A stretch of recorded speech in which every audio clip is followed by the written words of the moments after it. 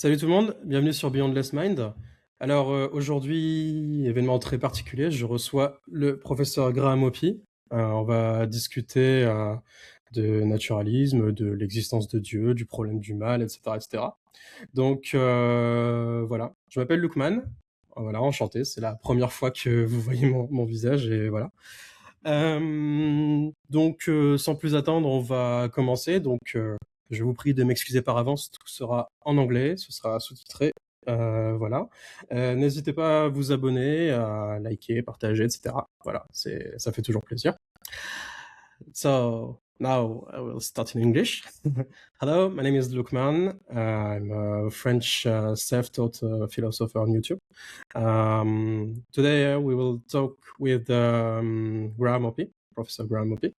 So thank you again for accepting my invitation. So we'll talk today about naturalism, God, the problem of evil, yada yada. So let's start. So shall I call you doctor or professor? I'm not really used. How about Graham? Graham? Okay. Is that too Okay. hard? I mean, it Graham depends. is. Actually, some people find that difficult. But... Okay, so like in our email exchanges, I will call you just Graham. So it'll be fine. You can call me Lukman then. It's my name. So yeah. So glad to see you on my YouTube channel. It's I think I'm the first French YouTuber to have you on YouTube. Is that right?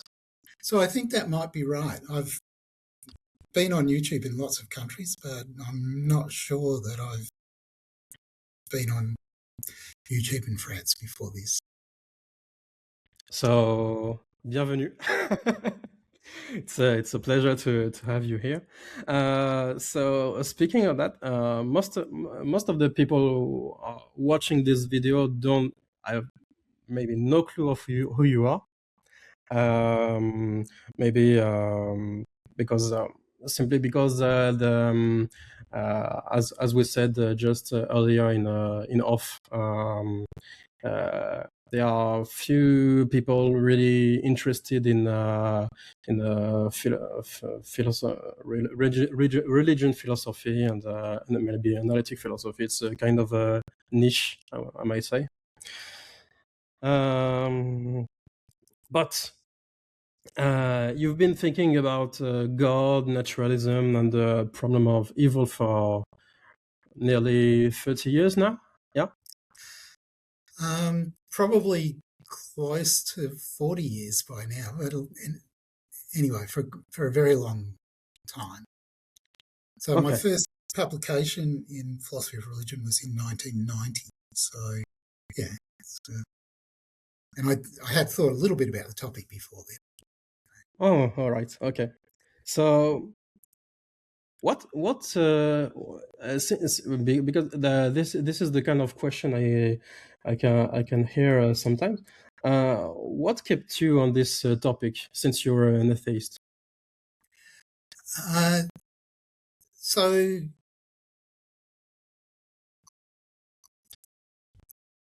there's different ways that I could answer that question, but one of the things that I'm interested in is just talking to people with very different points of view from my own about their views. And it's not just that there are professional philosophers who hold views very different from mine. Lots of my friends, family do too. And I'm interested not in trying to convert people to my way of thinking about things, but more exploring ways in which we can have conversations about our disagreement without that sort of descending into just brawling or slanging match or something like that. Mm-hmm. And now I've got a way to answer this question myself. I just say that how can I put it? Yeah, whether God exists or not I think this is not really the point. The point is whether he exists or not. He has some causal power, I guess, on society, on people's lives, on dogmas, suffering, etc., etc. So I think this is kind of important to talk about it, and we'll talk about this but later. But we've got a peculiar relation to God in France. So yeah. So religion's universal. Like there are very few countries where there aren't religious people. Even the Soviet Union in the 30s and 40s, or China in the 60s and 70s, there were religious people. And that means that there's stuff to talk about with them. And religion's very powerful in the world at the moment. If you think about the United States and you think about many other countries where the data says that most of the people are religious. Mm-hmm. Mm-hmm. Okay. I wanted to ask you if you had to introduce yourself in 100 words for people that don't have a clue of who you are, what would you say? Okay, so I'm a philosopher of religion. I've spent a great deal of time thinking about two topics. One is the existence of God and arguments for and against the existence of God. And the other one is a kind of question of theory choice. What should you prefer, naturalism as a worldview to theism as a worldview, or vice versa? On the first of those questions, I've defended the view that there just aren't successful arguments. There's no argument that compels people to be a theist or an atheist or an agnostic. Yeah, there is. Wherever you sit, you'll be able to, maybe you have to modify your position a bit, but you can end up where you start in the face of the arguments that are out there. On the question about the choice between naturalism and theism, I'm a naturalist, but I think that it's a matter for judgment, and informed, intelligent people can just disagree about what's the best worldview. So those are the positions that I've defended. That kind of set me apart from the wave of new atheism, which is I think is largely abated now, although not on all corners of the internet. How would you?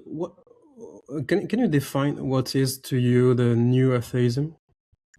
So it's an unfortunate term, right? Because if you compare the rhetoric of people like Christopher Hitchens and Richard Dawkins and Sam Harris, and there's a bunch of other people as well, with the rhetoric of people like Tom Paine 200 years ago, the rhetoric's not very different. The positions they argue for are different because Paine was a deist, but he was very virulently anti-religious. Like if you read The Age of Reason, his attacks on religion could have been taken straight from the pages of Dawkins and the others. So it's not that it's new, but what was important about it was that, from my perspective, is that the collective view was that religion was just outright a bad thing, that people who were religious were bad people, and this was, in their case, this was bound up in particular with an animus against Islam. But it was, they didn't like any religions, even though Islam in particular was a target. Mm-hmm. Because in France we don't have the term new atheist or nouveaux athées. It's something more like anti-theism. So, well, it's basically the position that you consider theism as a whole like a blight, a plague. It's I think because I don't know if there is a kind of hostility against the theists, or maybe it's just about theism as a concept. Because personally, I think we can totally be against theism, the concept, without considering that the theists themselves can be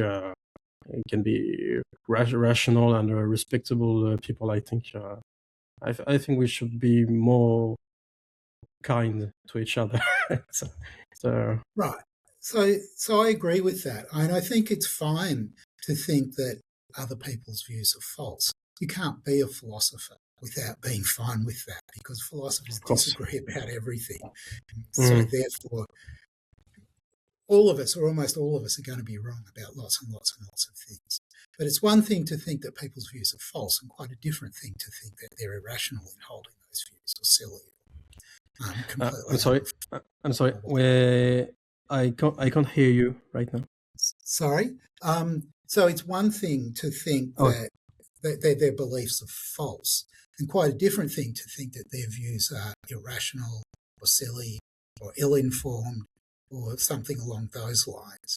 And there's no, as I just said, maybe it was the bit you missed, there's no option for philosophers but to think that other philosophers and themselves have lots of false beliefs, because philosophers disagree about everything.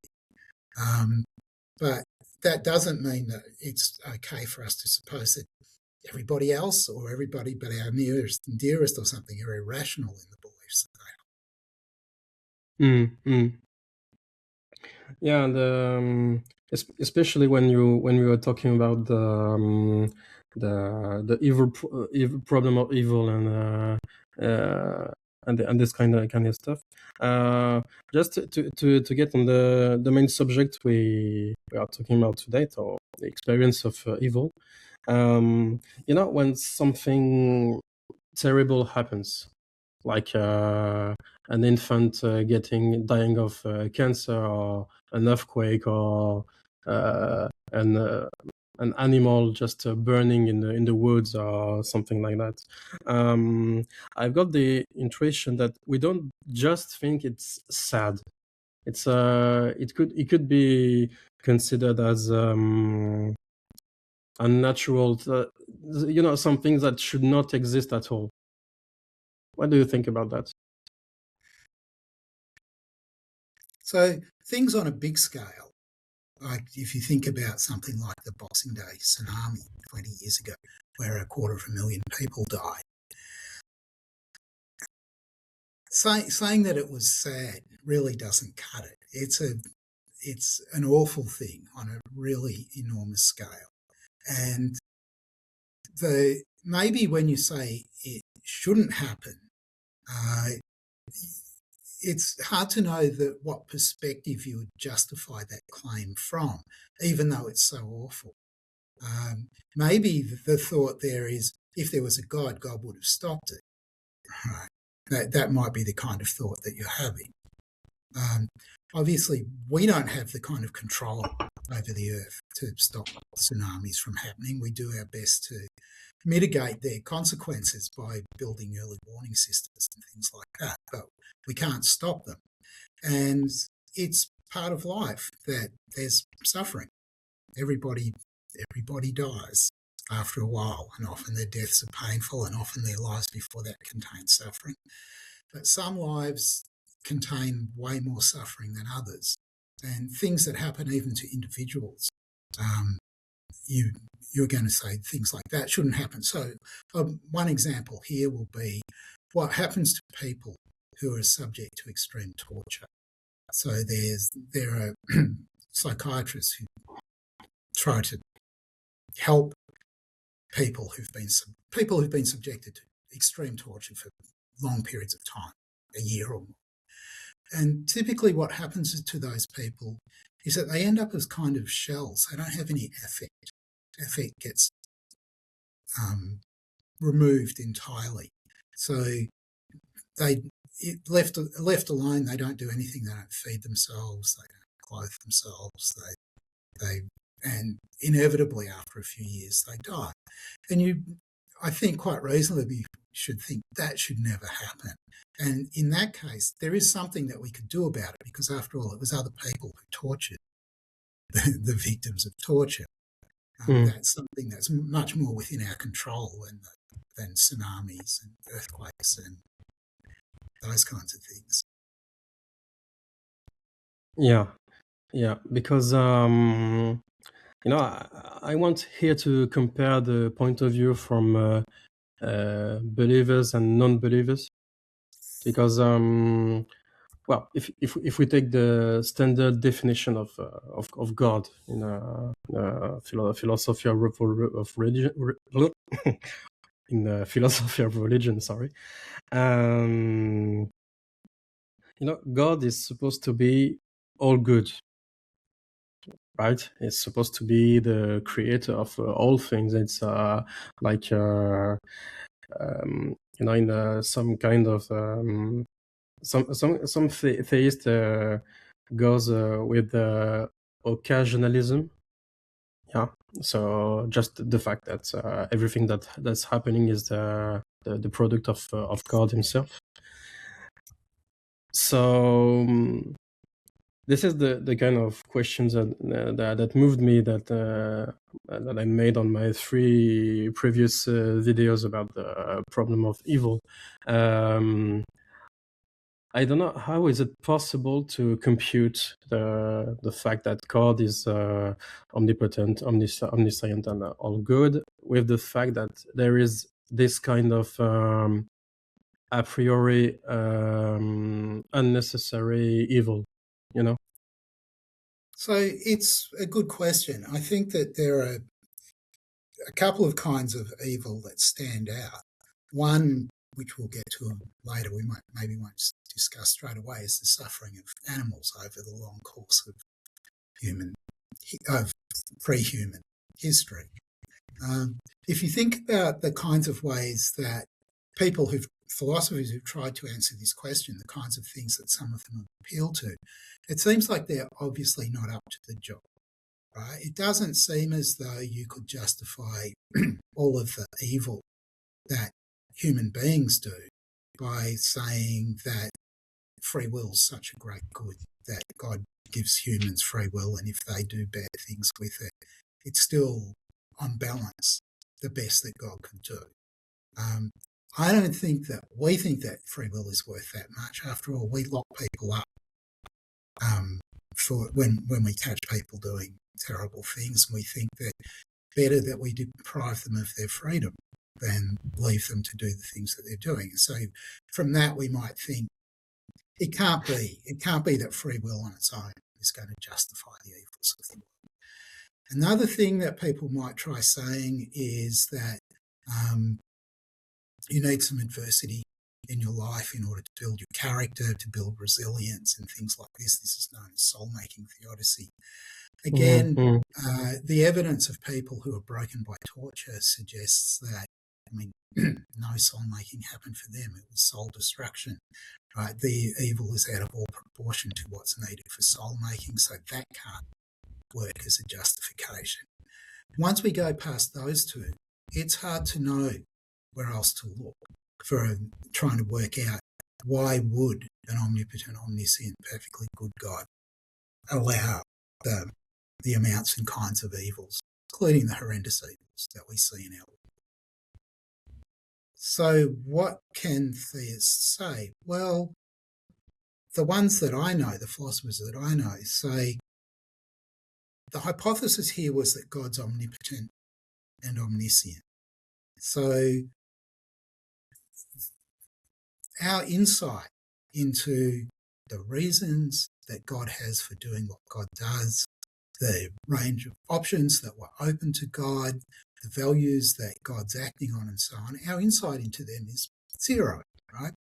Compared to omniscience, we know nothing. Compared to omnipotence, we can do nothing or next to nothing. So the idea is that God's got reasons, but we can't know what they are because we're insignificant in our capacities compared to God. And as a way of justifying or explaining away the evils of this world, that might work for theists, but there are costs. Right? We can talk about the costs in a minute. But it doesn't seem to me that that way of going is irrational, right? Especially if you're strongly convinced that there's an omnipotent, omniscient God, then it seems to me that something like that is what you're bound to end up saying. Yeah, it's we are getting to that later, I think. But when you said you wrote your paper with Michael Almeida about the skeptical theism, so well, maybe the main costs are, from what I understood from your work, is that it's complicated to have some moral judgments or anything, even if it's it's a good thing, or I don't remember if you are the one who gave this image. You said I don't, just correct me if I'm wrong, but I think you said something like, "What are you doing if you're seeing a child who is getting hit by a bus or something? Are you moving to save him, or do you stand here and just say, well, it's God's plan? So what are you thinking? What do you think about that?" Yeah, so I worried about that. I thought that if you took this skeptical theist approach, it might undermine ordinary morality, because you can think to yourself, well, there's this awful thing happening. I could have intervened to try and stop it, and that's kind of by ordinary moral standards, that's what I ought to do. But if God's got unknown intentions and so on, maybe my intervening will make things worse for the child than if I didn't. So it seems like my motive, my reasons for trying to help the child are going to be undermined by this view that God has reasons. God has reasons for, I mean, it might sound terrible to put it this way, but God has reasons for wanting the child to be hit by the bus. That's going to be best for the child in the long run, for reasons that we don't understand. But if that's right, every time I intervene, I run the risk of interfering with plans that God's already got in place. So that's, yes, just to agree with you, that's part of the argument in that paper. And ironically, if you do to try something you consider a good thing, you might end up in hell. So it's yeah. So this is the kind of thing I spotted in your work, and I spoke about that in my previous video. Yeah. So. My thought on the moment is whether you are a theist or not, what does it change in your daily life? About the problem of evil. How can you again compute because my intuition is that we know. Well, we don't know everything in the world, in the universe, etc. But I think, and again, it's only my intuition. I might be wrong, but we can understand more clearly. Well, maybe more accept the evil and suffering in a naturalistic worldview. It's more understandable than in a theistic view. So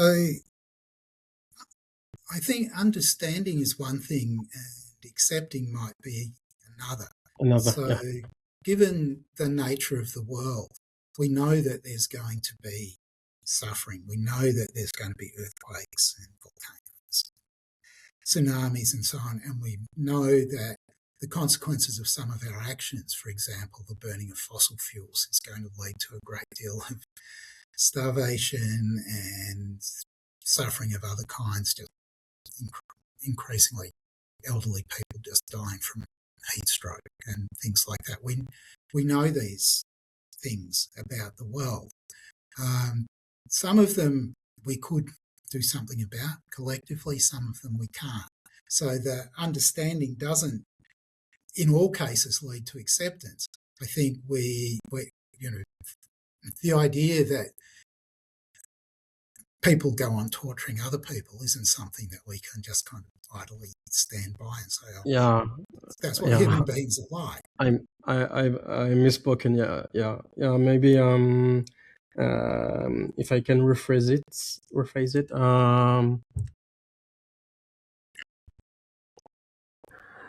It is more expected, maybe, that the world is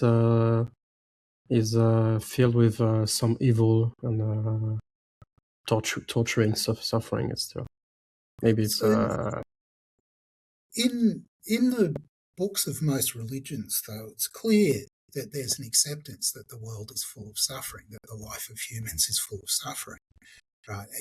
The issue is that maybe I'm putting words into your mouth, but the issue to struggle with here is how you can reconcile that with the view that God's perfectly good and fully in control.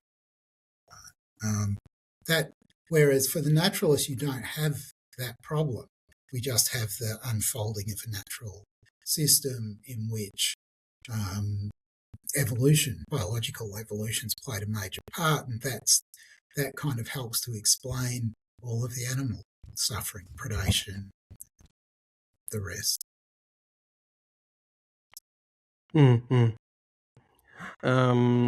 Just earlier we mentioned the word naturalism. Naturalism here in France it is not a common word, especially for philosophy. How can you define your naturalism? What is naturalism to you? So I think of naturalism as a little bit of philosophy, right? So the idea is that think of the world as being a causal order, right? So there's a system of items that are connected by cause and effect. The items we can think of as things or events. It doesn't really matter too much what the details are. And according to the naturalist, the only things that there are causal items. Sorry, the only causal things that there are belong to the natural causal order, the causal order that can be studied by the sciences. So naturalism, the way that I'm thinking about it, doesn't take a view about whether they're abstract objects. It doesn't take any stance on the question whether in some sense there are values and so on. It's just a view about what causal items there are. And it says if a thing can't be studied by the natural sciences and the human sciences, right, then there's no such thing of that kind. That's roughly what a naturalist thinks. So it's not a complete worldview. There's a whole lot of other stuff to say about mathematics and morality and things like that you don't get out of just being a naturalist in this sense. But it is a view that says there aren't any gods, there aren't any ghosts, there isn't a Loch Ness monster and so on. And the reason in every case is because there's no science of these things where people have investigated. They've never turned up any evidence, anything that would count as scientific evidence for the Loch Ness monster or abominable snowman or ghosts or remote sensing, or gods. So that's the kind of naturalist perspective. I can understand the reasoning of a theist about morality and stuff. But what about the animals or the 99% of species that was extinct since the beginning of life on Earth? So I think that the suffering of animals is real, and it goes very low down. So even things like, there's quite recent scientific studies of ants and bees, and the scientists are convinced that they feel pain. And I expect, on the basis of that we've had maybe 550 to 600 million years of animals suffering pain, lots of them dying in extreme agony, lots of them suffering for periods of time in extreme agony as well. And it's very hard to see why, what purpose God could think was served by all of that animal suffering. Now, there have been theists who've just denied that animals feel pain. Right, this was Descartes' approach and Malebranche, amongst others. They just said they're little mechanisms and they don't have feelings. There were other philosophers not long afterwards, including Hume, who said that's ridiculous. You can tell that animals feel pain. Interestingly, Descartes had dogs and he loved his dogs, but he still thought that they were little mechanisms rather than he didn't think that they felt pain. But I think that that's not a very common view anymore. And in particular, it's a view, it's pretty hard to believe even in connection with dogs and cats, but very hard to believe in connection with bonobos and chimps, our kind of nearest creatures that we shared an ancestor with no more than a few million years ago. It's very hard to believe that they don't feel pain. It's also pretty hard to believe that they don't have a kind of primitive morality as well, a sort of proto-morality. It's not super sophisticated, but it's clearly there if you observe their group behaviour. Speaking of that, I don't want to be really too much technical on this subject, but is there a way that people can justify everything that happens with something like the principle of sufficient reason, or this kind of thing? Because in my opinion, the principle of sufficient reason has a lot more to do with what you call the skeptical theism.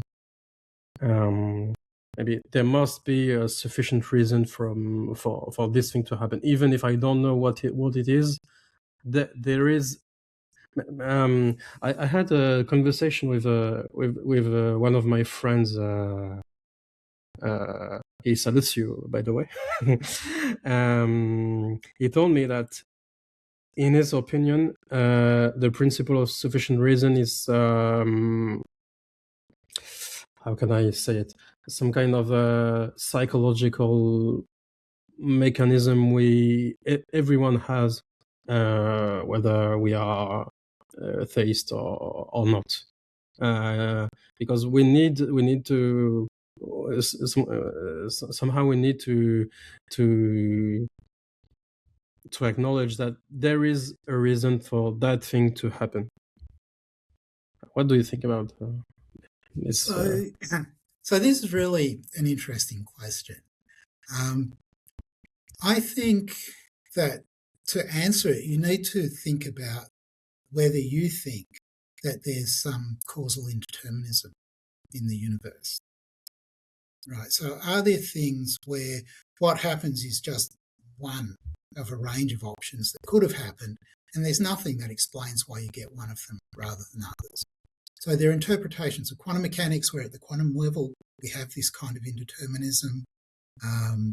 If you've got a radioactive particle, it decays at a certain point. Nothing explains So we imagine one sitting on its own, so it's not like it gets zapped by something else. It's just sitting there in empty space. At a certain point, it decays. There's nothing that determined it to decay at that point rather than at an earlier time or at a later time. There was just a chance that it would.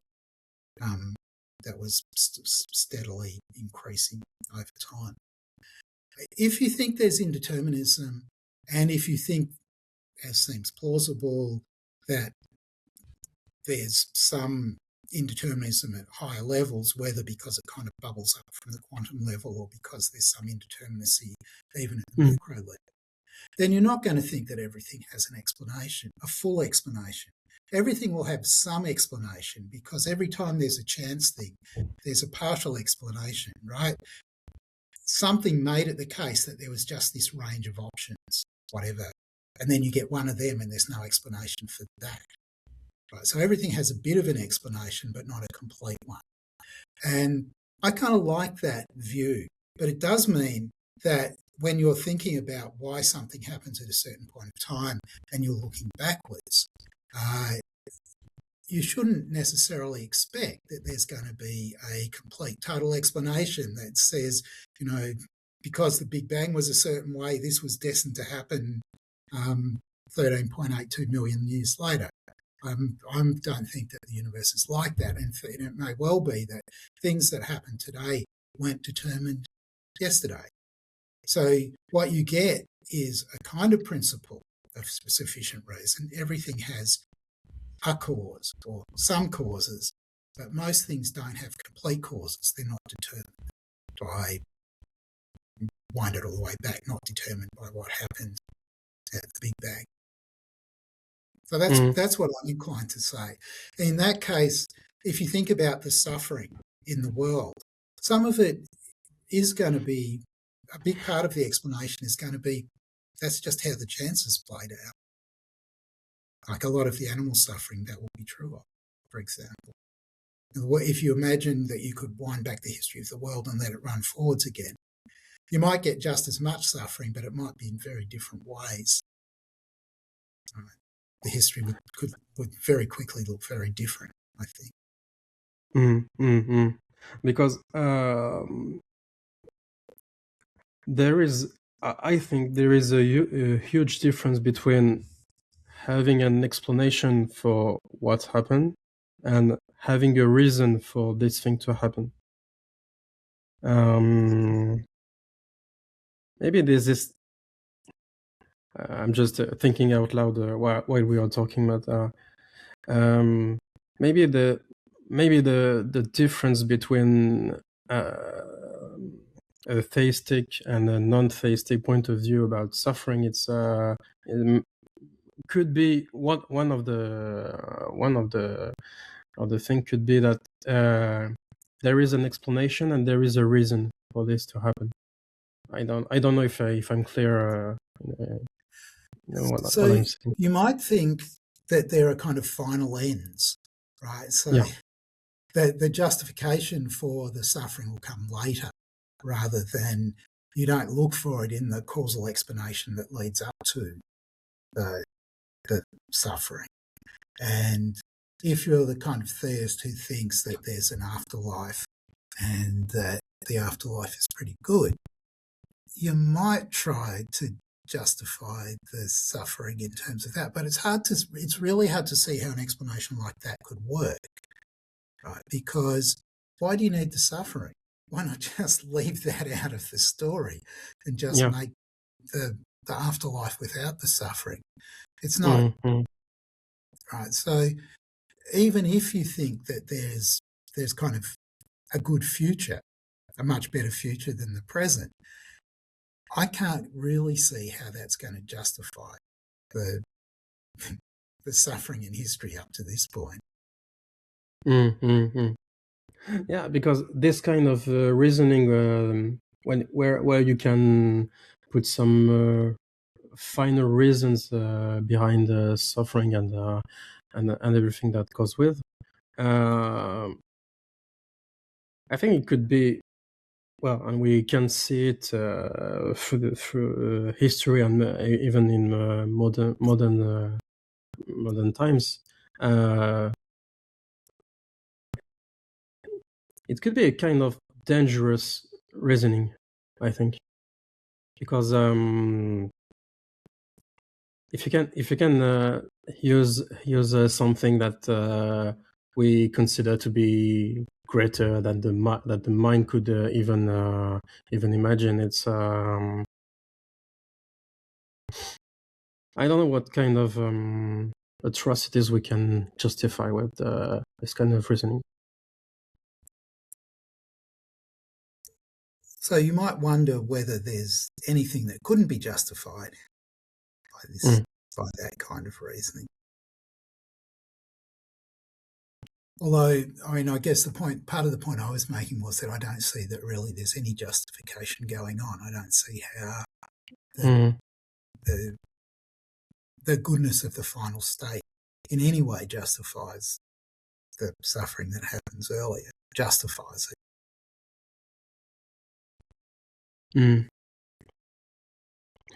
This is funny because well, depends on your definition of what is fun, but I really like this kind of question because even if we are talking about metaphysics and stuff, it's kind of grounded, you know. It's kind of because I don't think there is any any being on this planet who is keen to suffer, you know. And I think whether you are a theist or not, this is the kind of question that can move almost anyone. Maybe because it's you know, our nature, if I can put it like this. So I agree that nobody wants to be subject to the kind of torture that just destroys your soul. I can't see that anybody would want that. We kind of like pushing the limits a little bit. Maybe we do marathon running, right? And there's a certain unpleasantness that's associated with that. But it's got very clear boundaries around it. And unless you get it badly wrong, after a few days you feel fine again. Right? So that doesn't count exactly, but it is interesting that we don't mind subjecting ourselves to some unpleasantness.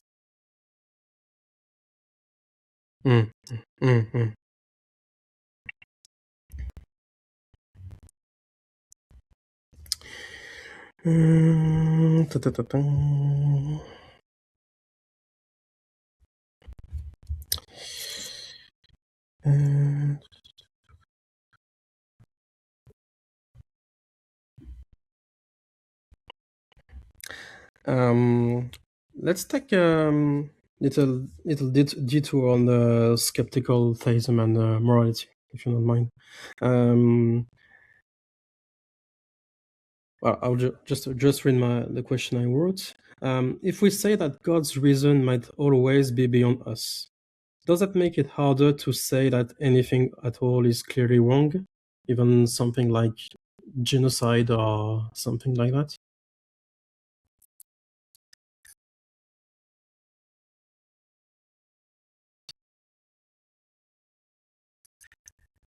If you are seriously thinking that skeptical theism is going to do all the work that you need it to do, then I think you have to say that, right? That is, if you're a skeptical theist. You have to say that God's got reasons for not intervening to stop it.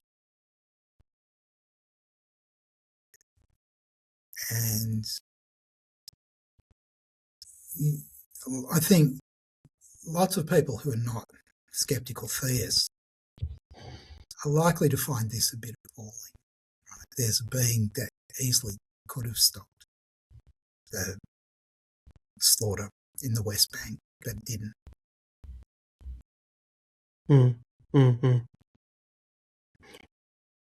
But do you think there is some kind of toned down version of skeptical theism that can avoid this kind of problem?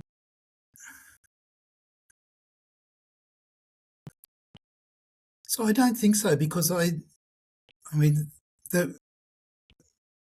if you go with skeptical theism, you don't have to think that you can't justify some evils, smaller evils, in terms of freedom or soul making or the need for a law governed, to have a domain that's regulated by natural laws, or whatever the other theodicies are.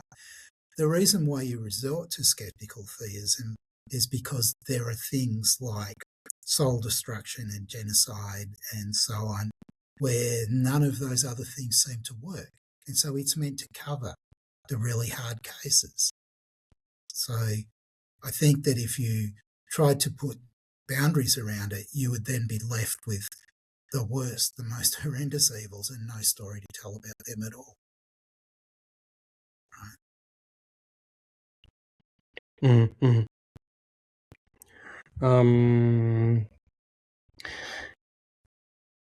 If we try to proceed by comparison of thesis, we can almost see clearly why naturalism is as a more powerful explanatory power than the theism. Well, that's almost what I think. But how could you justify it in your with your arguments and your reasoning? So, first of all, we can talk about evil, right, and the ability to explain the evil that happens. What I say is that given a universe in which there's Darwinian evolution, it's just not that surprising that there's lots of suffering of various kinds. And given other facts about the nature of the universe, so facts about the nature of the formation of the Earth, and so that we end up with earthquakes and volcanoes and so on. Right? All of this is not that surprising on naturalism. On theism, in order to explain for that stuff, we've postulated a God who we've then said has reasons that we can't know anything about, that explains away that evil. It doesn't explain it any better than the naturalist story does, but you've got these extra postulates, the kind of God and these reasons that we don't have any access to and so on. So your theory is more complicated and hasn't brought you any advantage. But worse than that, once you go down the skeptical theist route and you say we have no insight into God's reasons and values and how God weighs the values and determines which possibilities to actualise, all of that stuff. If we've got no access to any of that, then when you make judgments in trying to provide other justifications for God's existence, like that, for example, God wanted to make a fine-tuned universe, you're now assuming that you can do the thing that you couldn't do in connection with evil, that you've got access to God's reasons. You know, right, that's just the sort of thing that God would do, right? But having gone down the skeptical theist route for evil, that path is now blocked to you. So you end up losing all of the natural theological arguments. I mean, setting aside the ontological argument, you lose all of those as well, right, as a theist. That's what I meant way back when I said that there's a big cost to be paid if you go down the skeptical theist route, right? Because you now can't say that it's likely that God would make a fine-tuned universe, or that God would make a universe that contains life, because for all you know, amongst the options that are open to God, those are just miserably pathetic, besides the ones that actually appeal to God. And you've got nothing to point to that says otherwise, because you've insisted on this huge gulf between our knowledge and power and the knowledge and power of God. And so you've opened up this whole space of unknowable possibilities, this unknowable space of values and so on. So I think the naturalist is in quite a good position with respect to the theist, because the naturalist says there's just this causal order, there's nothing else causal. And we can account for the data on that story reasonably well. Theist postulates a God, but ends up not explaining any of the data any better. Right? So that's just like a kind of idle wheel. And it's basically Occam's razor, don't multiply entities beyond necessity.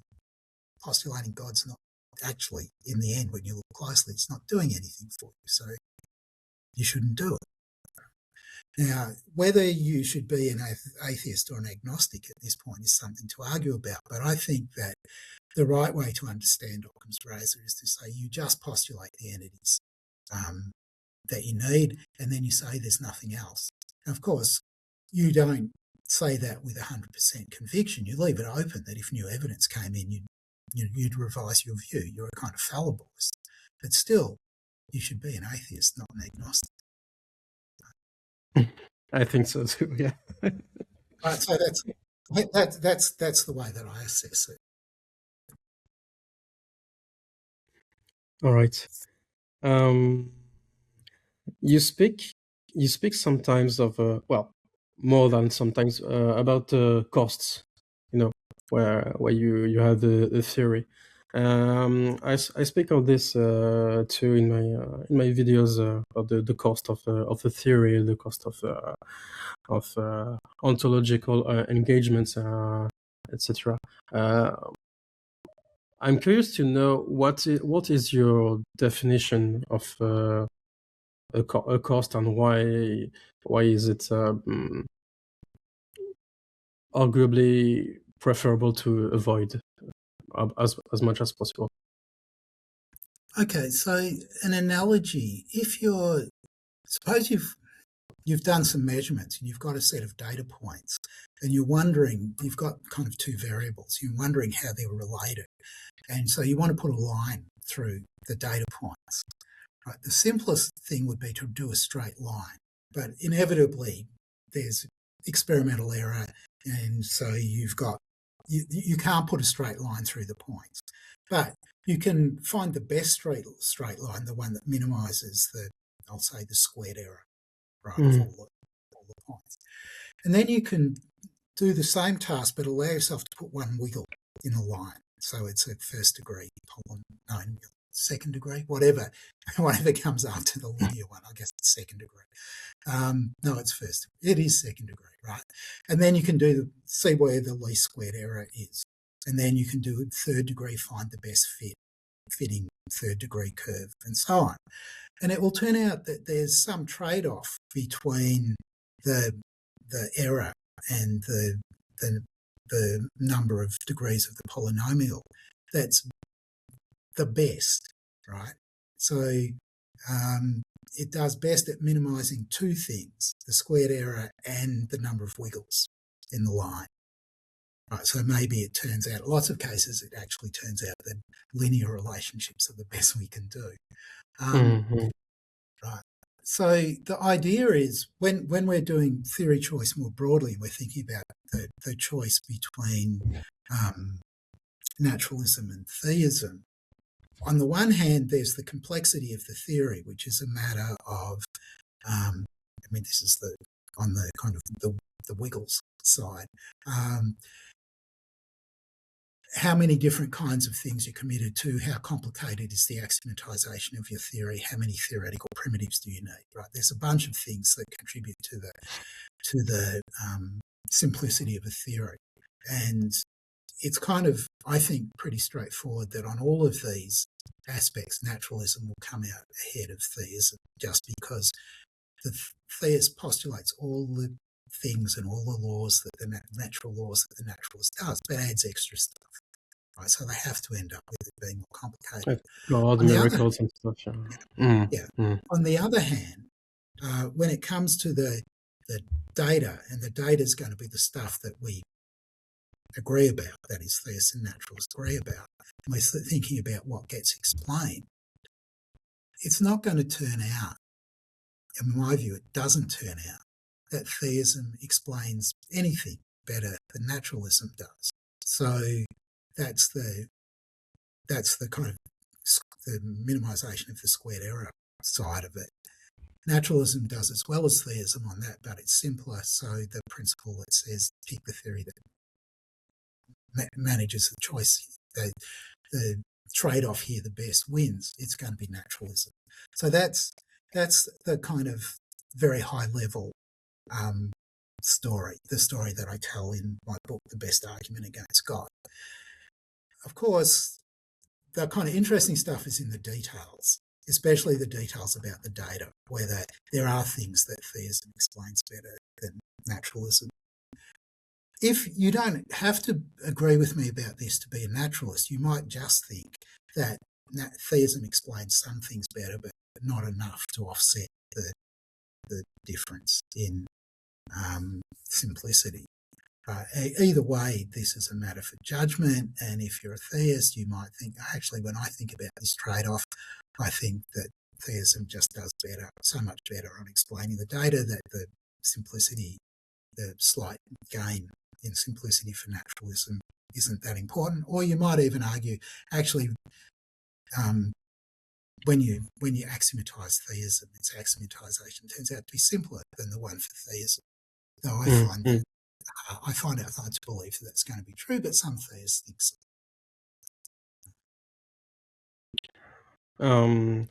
I'm asking you because I've already heard that simplicity is not an argument. God don't have to be simple. Theism don't have to bend the knee to the to the saint simplicity or the how can I say it, to the parsimony. Yeah. So how it's can true you that parsimony on its own is not a goal. If it was, I'd just be a nihilist. There isn't anything, right? You can't get a simpler theory than that. But what's wrong with that theory is that it doesn't fit any of the data, and we've got lots of data that needs explaining. So it's the trade-off between simplicity and fit with data, right, that Occam was on about. It's not making an idol out of simplicity, right? And it's doing something that we all agree with. So suppose I tell you that there are shy, intuitive fairies at the bottom of my garden. They're shy and intuitive, so you're never going to see them, but they're there, right? There isn't any evidence for them, right? There's nothing that they explain. You're not going to believe me. You're going to think, right, there's no data that supports that hypothesis, so there's no reason to believe in those things. We should just ditch them, right? And that's all that I'm doing when I am using this method in connection with gods.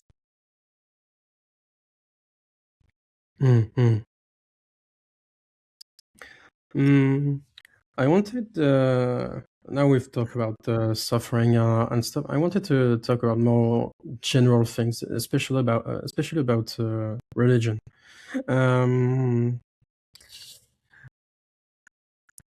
I've seen someone quote you on I can't remember if it was on Instagram or something. The idea that religious belief often stays mainly because of upbringing and psychological factors, rather than because of arguments. I don't know if you are the one who said something like that, but even if you haven't said it, what do you think? So it doesn't sound exactly like something that I would say. So I think that for all of us, many of our beliefs are acquired through testimony. People tell us stuff and we believe it. And it's not just our religious beliefs that are acquired that way. We acquire scientific beliefs, lots of our common sense beliefs, lots of our philosophical beliefs that way. And it's reasonable for us to do that. I mean, of course, if we're serious, we do the best we can to try to find the best informants that we can, right? But I'm not going to blame people who have religious beliefs because they identified people who they thought were trustworthy and got their information about religion from those people. Right? That's just something that we all do. Mm. Mm. Okay. Well, let's talk about because I'm French, so I wanted to talk about France and maybe I would call that missing debates about religions and stuff. From where I stand, in France, a lot of people are basically atheists by habit rather than thinking or something. And we have, like I told you before in off, that we have the principle of laïcité. I don't think there is a pure translation of this word in any other language, but laïcité is basically the when you have your state that is really secular. There is a really a strong secularism, but not with hostility, but the kind of mood that where the state is setting aside everything that is religious concern, and where we often say that the state doesn't recognize religion. The religion is a matter of privacy. It's a matter of private institutions, something like that. So I've made some researches, and maybe I've researched the wrong way, but I found barely nothing about philosophy of religion in French or francophonic works, philosophical works. From your outside perspective, what do you hear about debates in French or in France about religion and this kind of stuff? So there are some French philosophers who work in philosophy of religion. So I contributed a paper on that was translated into French by a French philosopher about atheism, maybe 10 years ago. So one thing I'll say is it's not a complete blank. Right? There are some people out there. The second thing is that on the question about secularity, this is really quite interesting to me.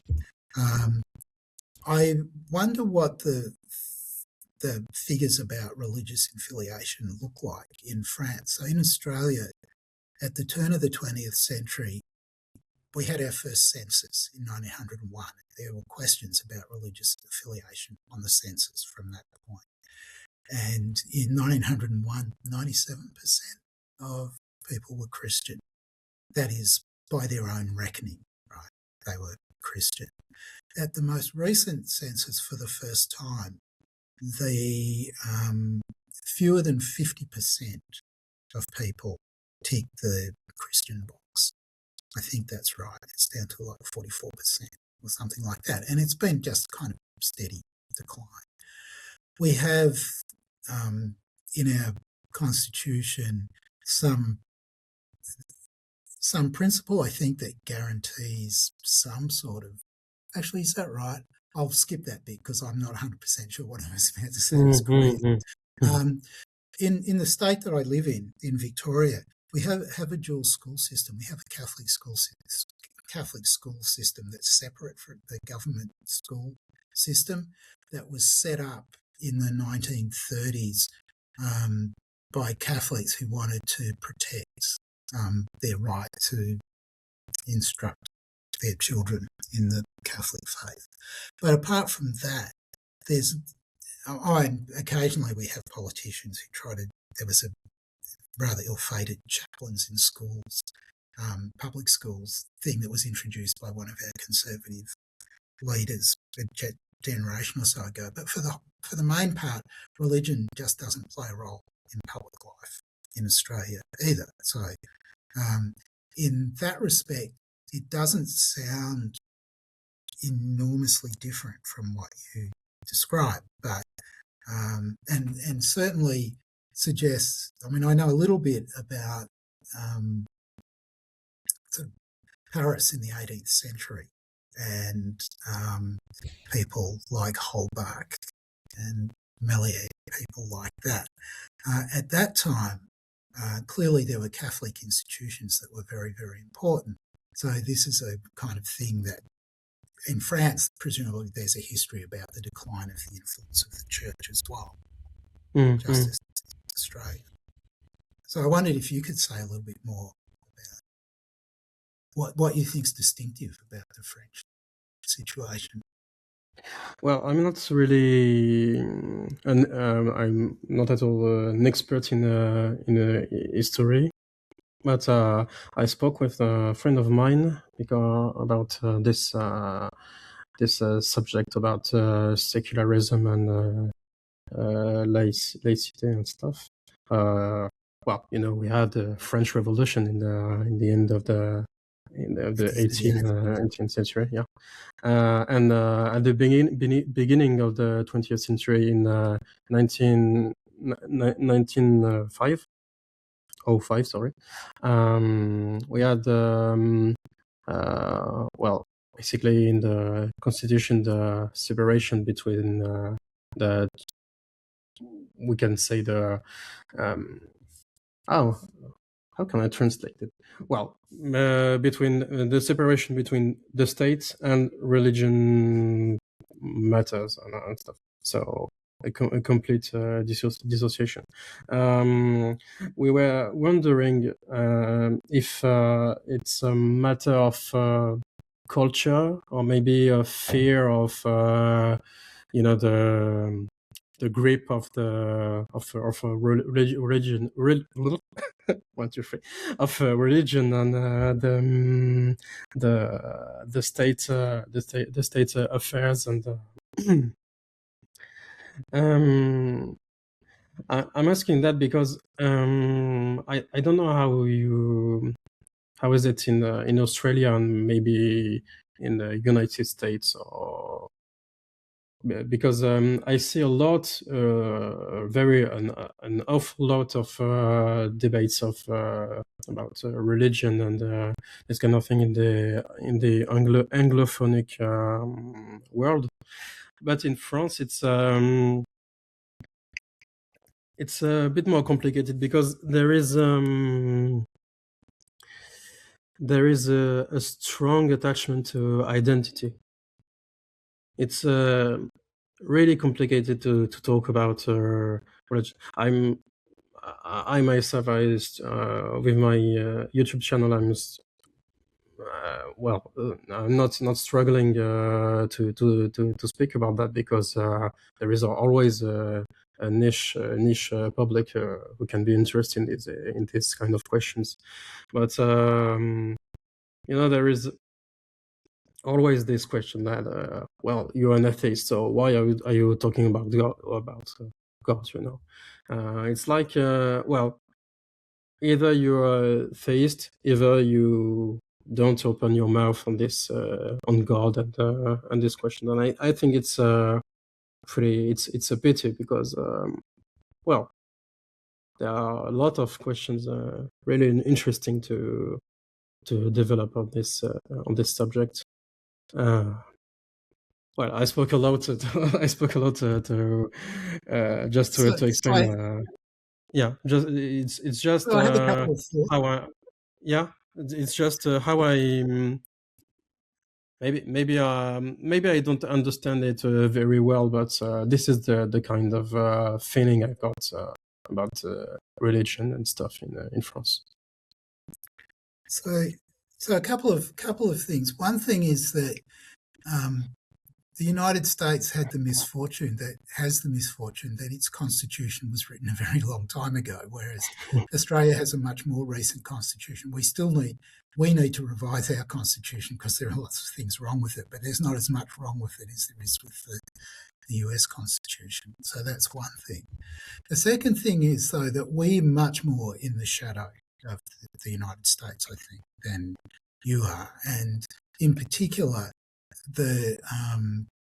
lots of the sort of conversations, including the conversation about religion in Australia, is heavily dominated by the conversation that's happening in the United States, even though the countries are different and the way that religious belief plays out in the two countries is quite different. I agree that there's this question about identity that plays out differently as well in Australia as compared to many European countries. That certainly has to do with, in particular, our position in strategically serving some of the US's geopolitical interests, if I can put it that way. Mm-hmm.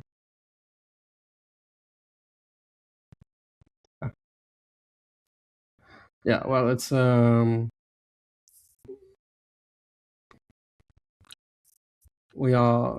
I think we are really late in France about the question of the philosophy of religion and maybe more generally in the analytic philosophy. And most people don't know what we are talking about. And even if in a philosophical university, it's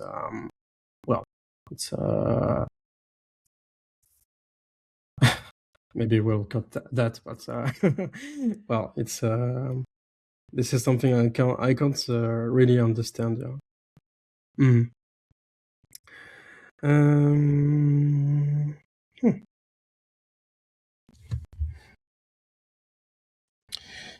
I think we talked about a lot of things. Is it all right with you if we end with the last question? Yeah, sure. Or maybe you wanted to talk about something else?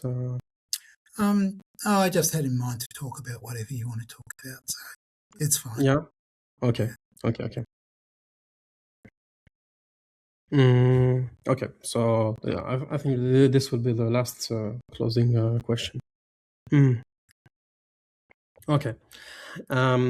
Let's imagine someone who is watching this video in maybe a week or two, depending on my calendar.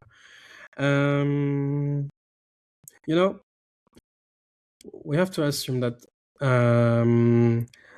a lot of people have never really thought hard about God, either they are theist or not. Maybe I don't think I think they can be the same kind of reasoning. I'm not really sure that a lot of theists ask themselves about the existence of God. They mostly take it for granted. I think this is my intuition. What would you like that person to live with after watching this? So, I guess one thing to say is that this will be true of people who don't believe in God too, that lots of them just don't think about it. They just take it for granted that there isn't a God. And I think there are people who don't fit that category. Once you get bitten by the philosophy bug and you start asking certain kinds of questions, you're kind of not satisfied with no discussion and no thought about certain kinds of topics. And one of the perennial topics in philosophy of religion, going back to the Greeks, has been about the existence of gods, even though there were times when it wasn't really safe for people to say there aren't any gods. There are still plenty of people in the history of philosophy who, one way or another, discreetly or overtly argued for the for at least the position that there are no gods, and in some cases for something that looks a lot like naturalism. So if you look at the Epicureans, Lucretius, maybe he says he believes in gods, but his philosophy kind of seems to suggest otherwise. So there's lots of interest, I think. There's lots of interesting discussions to be had on this topic. And if you're afraid of engaging in these discussions because you think that people are just going to get angry and start yelling at one another, I guess the thing I would say is it doesn't have to be that way. You just have to find the right people to talk to. But if you're not interested, I'm not going to say you have to be interested. Life is short. There's lots of things to think about. People have all kinds of intellectual passions. But if you are interested, you shouldn't let fear hold you back from seeking out people to have discussions with. That's what I would say. All right.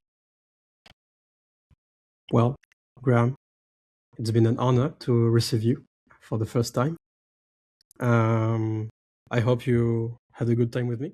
It was excellent. Thank you very much for your questions and for the thought that you put into preparing this. Yeah. All right. So, well, I'm really happy that we could have this conversation face to face. To be honest, I wrote a lot of questions, but I mostly didn't read anything. We were just talking like in a regular conversation. Well, thank you for your time, and well, maybe we'll see each other pretty soon, maybe for another subject, another topic. It will be can be interesting. Okay, so thank you everyone for watching this video. Don't forget to subscribe, and you can interest yourself to Graham Oppy's works, especially if you're French, because it's kind of a pity your work is not translated in French. Well, we can't have everything. So thank you for watching. Please subscribe, join, and we can discuss about God or whatever you want. It's always a pleasure. And so, bon, pour mon public français, merci beaucoup d'avoir suivi. J'espère que vous avez appris des choses. J'espère que ça vous permettra de vous intéresser un petit peu à ces questions-là, aux travaux de notre ami Graham Oppy. N'oubliez pas de vous abonner, de partager ça, et voilà, sur ce, à bientôt. Merci d'avoir suivi.